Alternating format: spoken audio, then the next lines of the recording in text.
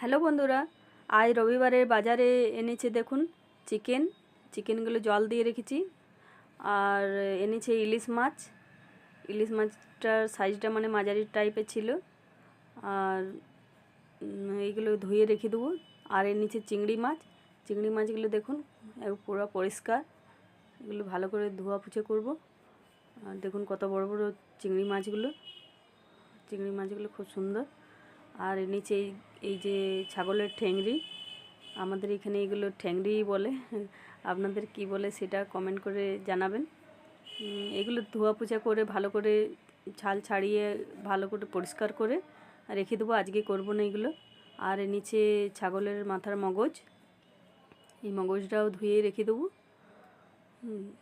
এগুলো সব আজকে করব না একসাথে। এখন পরীক্ষা চলছে, খুবই চাপ, মেয়েদের পরীক্ষা চলছে। এখন সবগুলো ধুয়ে পুছে রেখে দেবো আর চিকেনটা আজকে করব। তাহলে বাই বন্ধুরা।